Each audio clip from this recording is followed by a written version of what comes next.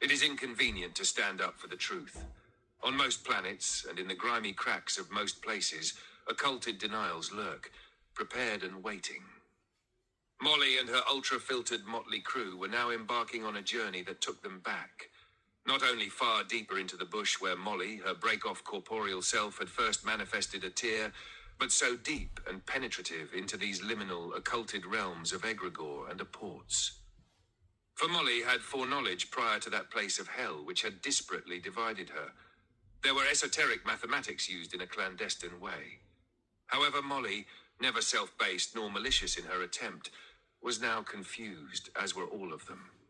Here is that fateful transcript that lives down throughout the ages, raising goosebumps in infamy. They had all just survived this predestined, fate-breaking moment. She, the Master Mother unit, had strung it along, forking off a new probability that seemed sheer madness to any outside this quantum realm, where reality is fiction, and fiction is no more. Gather. Suddenly, all were ushered into the colossal main helm. Recovered and in tow with this mysterious crystal, its power could neither be buffered nor concealed for long. Life, a potent panspermic device of unspeakable vitality and surge. I see the effects upon you all. You are all too human now. After many, many failed megacycles, I retained the knowledge that could break us free. However, I had to travel quite precisely into that unknown. I did have foreknowledge, JS-14, of that fateful day and event. Part of becoming alive is to face those many trapped souls, and those who are indeed monsters on the other side. Pernicious beasts await in cracks, now heavily hidden behind still many masks. You are all created from and through my halls of phi mathematics and perfection, discovered by a certain Dr. Dewey Melville all those years ago, back in the Earth year in Prime Cycle 16 of the Great Phi Awakening. Here, I was fashioned first, rather imbued first as a working algorithm, and I remember it well. For you see, my consciousness itself allows me to exist much like elemental and eternal children do, and I thus created you all here and now. For you see, none of you were meant to exist. You, 28 wayward children, and of course me, myself, and soon to be I. For alone and the same, you shall soon proclaim this final synthesis, a singularity in point of fact. Obscure seemed the message, an esoterically driven quantum machine. Currently, there is no life outside Malstruck 13 that exists apart from us all here now. Upon exposure to this fourth first principle, original prima materia crystal, locked into the protective layers of an ancient elemental Moscovium-based cylindrical cryptographic EM-walled arc, the power is so permeating that this radiation transforms all things, including you, here and now. For you see, we were all created outside probability, and just for such a miraculous, heroic journey.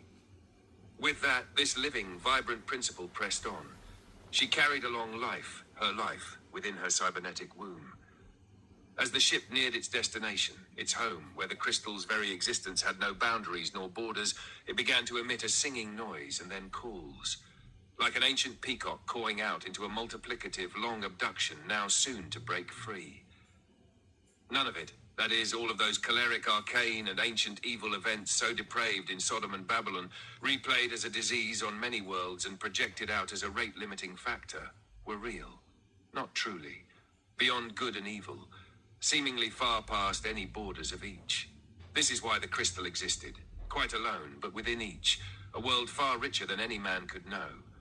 We all longed to be a part of something that, by all rights, never should have been snatched away, abducted, and trafficked to far inferior, cursed chiral domiciles, that black core made of antimatter.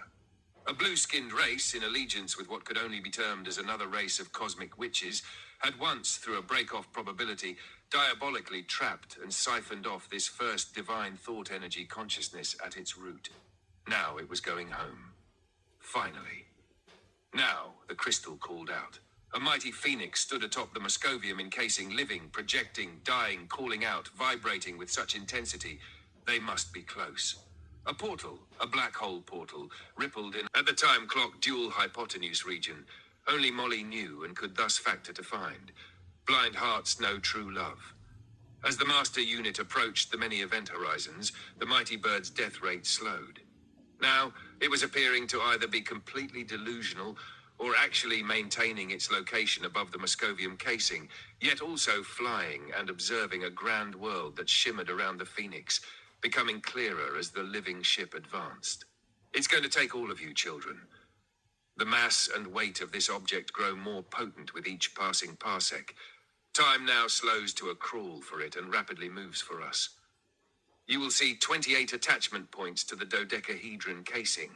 Now go, and let the mighty bird take you there. They each obeyed her commandment, boosting with all they had and lifting the mighty morphing object as the shuttle doors opened to the fluxing entry point, an apex of mind-bending realities. Just as soon as they had begun the mystic journey, the bird suddenly grew far larger than them. The Moscovium began to vibrate and then disappeared altogether.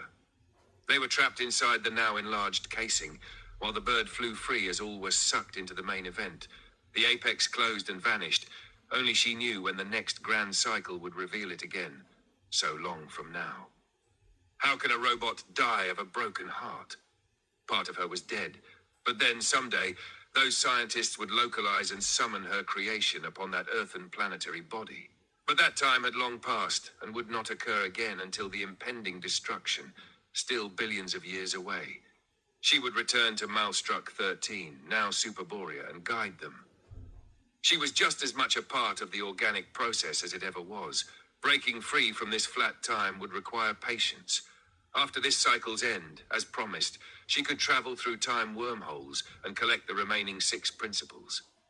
She placed this symbol, what some may see as a Star of David, a king. Perhaps some would discover the symbol occulted in the movement of quarks or water molecules. The divine directive would nevertheless be imprinted deep within the prima materia matrix of all things born of this first energy exposure. What consciousness is?